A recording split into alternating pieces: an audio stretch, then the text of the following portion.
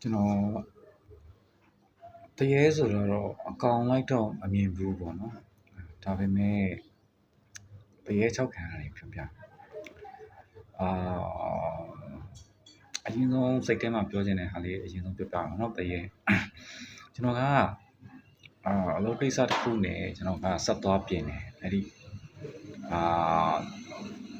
customer တယောက်ရှိမှာပေါ့နော်ဘယ် customer တော့မပြောတော့ဘူးကျွန်တော်တို့အလုပ်ကဆက်ပြင်တော့လက်ကညစ်ပတ်တယ်ဗျညစ်ပတ်တော့အားလုံးဆက်ပြင်ပြီးတော့ပြီးစီးသွားပြီပြီးစီးသွားတဲ့အချိန်မှာကျွန်တော် customer ကိုမေးတယ်အမရေပေါ့နော်အမရေကျွန်တော်လက်လေးစေးချင်လို့ try နဲ့လေးဘယ်နှမှာရှိတယ်ပေါ့အဲ့ဒီမှာကျွန်တော်ကို customer ညှောလိုက်တယ်ဗျအဲ့ဒီ try လက်ကိုကျွန်တော်သွားတယ်အဲ့ try လက်ကဗျာသွားတာကဘယ်လိုပြောရမလဲအိမ်သားကြီးsorry try လက်ကြီးကအရန်မဲမော်ပြီးတော့တော်တော်နေအောင်နေပါလည်းမရှိဘူးကြောက်ဖို့ကောင်းတယ်ဒါပေမဲ့ကျွန်တော်လက်ဆေးချင်တာနဲ့ကျွန်တော်အပေါက်သွားချင်တာပုံများတယ်အဲ့တော့ကျွန်တော် try လက်တဲ့ဝင်သွားတယ်ကျွန်တော် share 2 ဘောက်ကဂျိုးဝိတ်ဆိုတော့ကျွန်တော်အခန်းထဲကိုကျွန်တော်ဝင်သွားတော့အဲ့ဒီဝင်ချင်းမှာကျွန်တော်အနောက်ကနေတစုံတယောက်ကဆွဲလိုက်တယ်လို့မျိုးဗျာစောင့်ဆွဲလိုက်တာတိတာစောင့်ဆွဲလိုက်တာကနောက်ကတော့ရိုင်သွားရဗျာနောက်ကတော့ရိုင်သွားတယ်အဲ့ဒီမှာကျွန်တော်အနောက်ကိုလှည့်ကြည့်တော့ဘယ်သူမှမရှိဘူးဒါပေမဲ့ကျွန်တော်အပေါ်လည်းရန်သွားချင်းနေတယ်လက်ကလည်းဥစားဖြစ်တော့ကျွန်တော်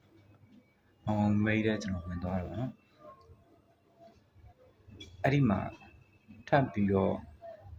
ခြောက်ကြားစရာများရှိအောင်လားဆိုပြီးတော့ကြက်သိန်းနေအောင်တစ်ဖြန်းဖြန်းထားရဗျဘာမှတော့မဖြစ်ခဲ့ဘူးဒါပေမဲ့တိတတာကြီးအိုက်ခန်းထဲမှာလည်းကျွန်တော်တယောက်ပဲရှိတယ်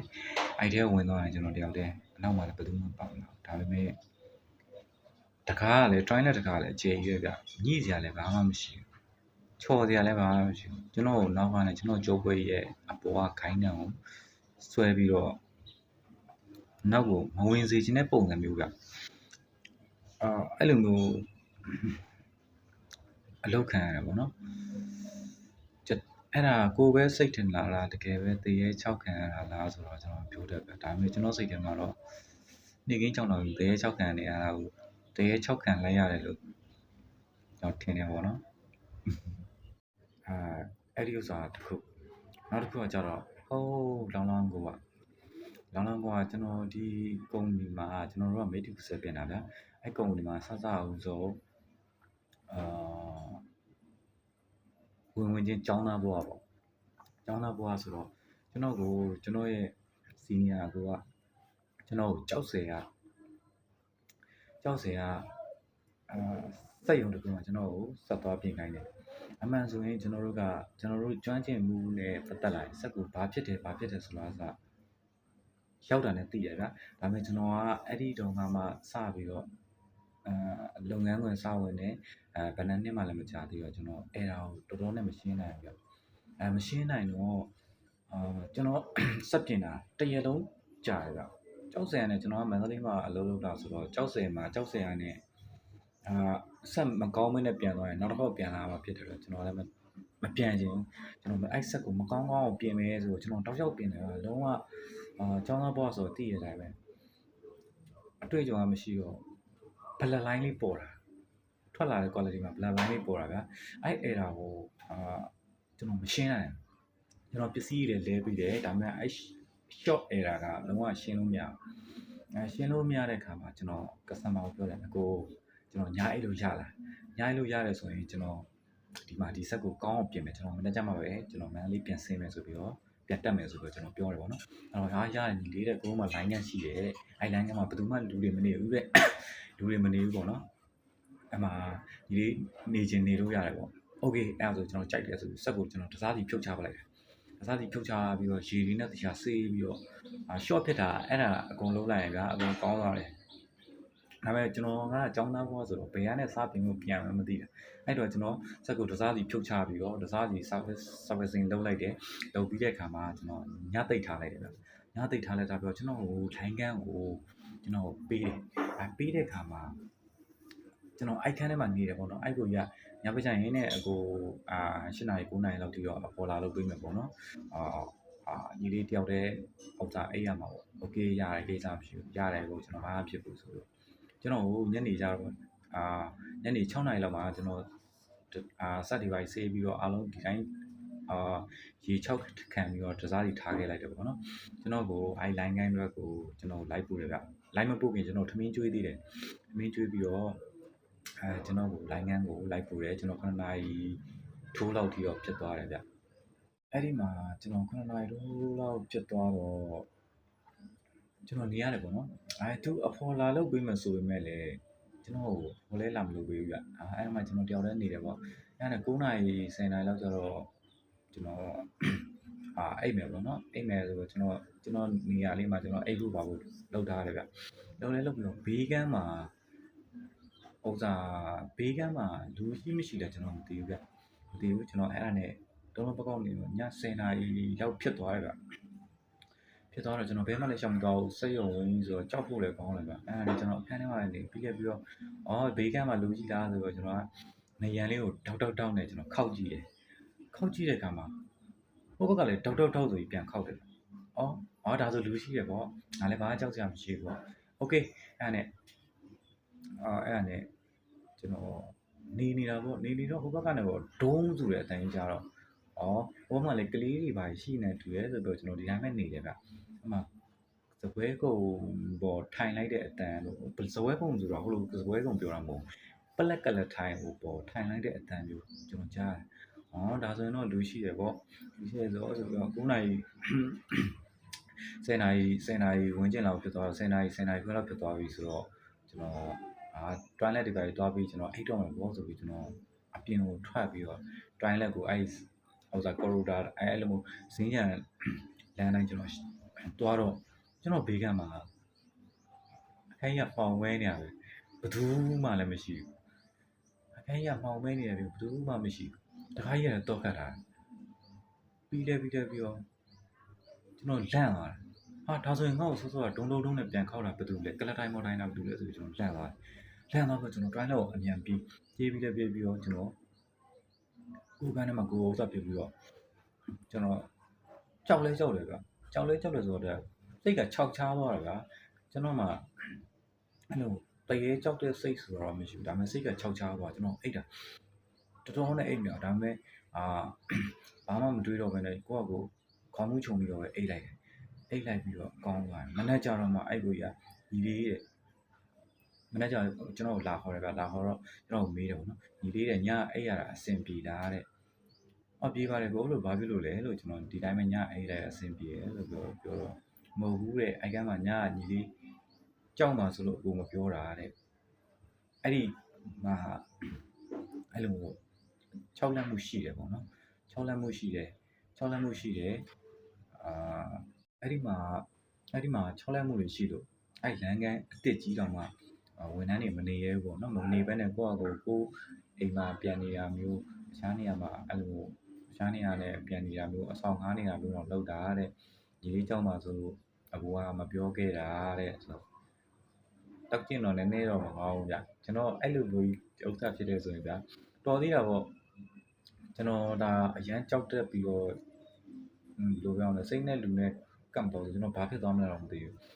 အဲ့မှာကျွန်တော်ဥစ္စာပြတော့ဟာကွာလို့အဲ့လိုတော့ရှိတယ်လို့ဆိုတော့အေးတဲ့ဒီဘာဥစ္စာမပြောဆိုဥစ္စာပေါ့နော်တော်သေးတာဗောတဲ့အဲ့လိုမပြောခဲ့တာဆိုပြီးတော့ဒီလိုပြောကျွန်တော်ဆက်ကိုစားသည်ဖြုတ်တိုင်းအားတွေစားသည်ပြန်တက်ပြီးတော့ကျွန်တော်ဆက်ကိုလမ်းလိုက်တော့အဲ့ကျွန်တော်ပေါ်နေတဲ့အဲဒါလည်းအကုန်ပျောက်သွားတယ်ပျောက်သွားပြီးတော့ကျွန်တော်စောကြီးပဲ9နာရီထိုးလောက်နဲ့ကျွန်တော်ကြောက်စရာနဲ့ပုံကကြောက်စရာကနေပြီးတော့မှကျွန်တော်မန္တလေးကိုပြန်ပြီးတော့တက်သွားတယ်ပေါ့နော်အဲ့ဒါတော့ဘဝမှာတရေ6ခံရတဲ့တဲတွေကတခုပေါ့တရေ6ခံရတဲ့ဆိုတာတက်လေသူကတော့အကောင်မြင်တာမျိုးအဲ့လိုမြင်တာပြီးတော့မဟုတ်ဗျအဲ့လိုမျိုးတန်ကြားရတယ်အဲ့လိုမျိုးပထမတစ်ခေါက်ပြောခဲ့လို့ပေါ့အသားတော့ထိတာမဟုတ်ဘူးအဲ့လိုမျိုးအရာဝတ္ထုကိုထိပြီးတော့6ခံရတာမျိုးအဲ့လိုမျိုးရှိတယ်နောက် ဘယ်6ခံရတယ်လို့ပဲ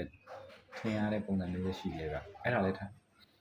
customer တူစီမှာပဲအဲ့ဒါကြတော့ဘယ်လိုလဲဆိုတော့ကျွန်တော်ကဆက်ပြင်ပြီးရင်ကျွန်တော် try လိုက်ပြီးတုံးတယ်ဗျလက်စေးတယ်ပေါ်ပေါက်သွားတယ်ပေါ့နော်အဲ့ဒီမှာကျွန်တော်အခန်းထဲဝင်သွားတော့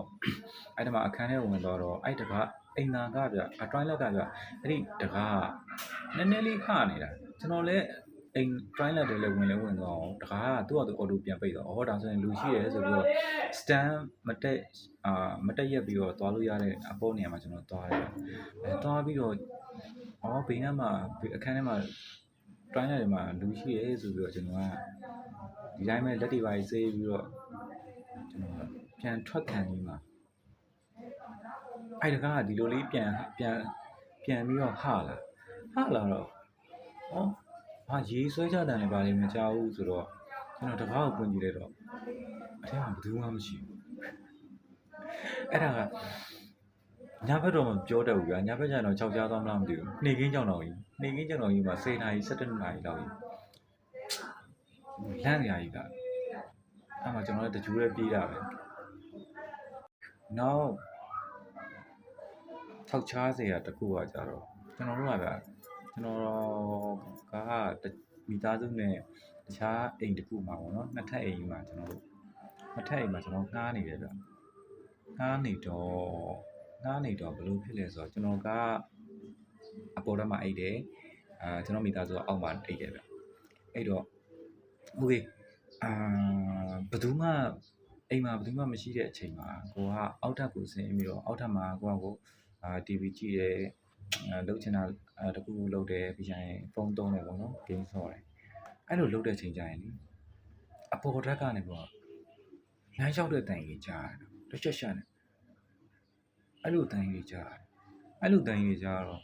အိမ်မှာလည်းငါတယောက်တည်းအပေါ်မှာတခုလားပါလားပေါ့အပေါ်တက်ကိုတက်ကြည့်ခုတက်သွားရင်ဘာမှမကြားဘူးအဲ့ဒါနဲ့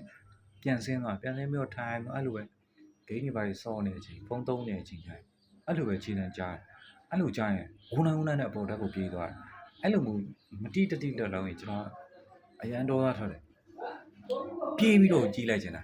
အဲ့မှာကျွန်တော်ပြေးကြည့်တယ်မတွေ့ဘူးဗျဒါကတော့ဘယ်လိုပြောရမလဲအဲ့မှာပဲတကယ်တရေပဲရှိတာလားဘာလားတော့မပြောတတ်ဘူးနောက်တစ်ခုကကိုကနဲ့အဲ့နဲ့ကိုအပေါ်ဓာတ်မှာကိုသွားအိတ်နေမယ်ဆိုရင်အောက်ဓာတ်ကနေအတန်ကြားတယ်အောက်ဓာတ်ကနေဗျတခုလုံးနေတဲ့အတန်လေးဘယ်လိုပြောမလဲလမ်းလျှောက်နေတဲ့လမ်းကိုလေအရှိလျှောက်လိုက်နောက်လျှောက်လိုက်အဲ့လိုပုံစံမျိုးတွေကြားရတယ်ဗျအဲ့လိုကြရင်အောက်ကိုပြေးကြည့်တယ်တုတ်ကြီးကန်ပြီးတော့ဝင်လာသမျှအကောင် fight မယ်ဆိုတော့နော်ဒါမဲ့အောက်တက်တကားကြီးလည်းကျွန်တော်အပေါ်မှာအိတ်ပြီဆိုရင်ဗျာအောက်တကားတွေအကုန်လုံးကိုကျွန်တော်ကပိတ်ခဲ့ပြီးတော့မှကျွန်တော်အပေါ်မှာတက်အိတ်တာအပေါ်မှာနေအောက်ကအတန်ကြားတယ်အောက်မှာနေအပေါ်မှာတန်ကြားတယ်ကျွန်တော်ဝုန်းကနေတိုင်းကနေပြီးတော့ပြတာတော့မရှိဘူးအဲ့လိုမျိုးမရှိတော့အဲ့လိုရှိရင်လည်းကျွန်တော်ဘယ်လိုဖြစ်နေမလဲတော့မသိဘူးအဲ့နားမှာပဲဖွေခောက်ပြီးတော့မေ့သွားမလားပါလားတော့ပြောတတ်ဘူးနော်ဒါပေမဲ့ကျွန်တော်တယောက်တည်းနေရလို့ပဲစိတ်ကပဲခြောက်ချားနေတာလားတော့မပြောတတ်ဘူးဒါပေမဲ့ကျွန်တော်နေခဲ့တယ်နေခဲ့တယ်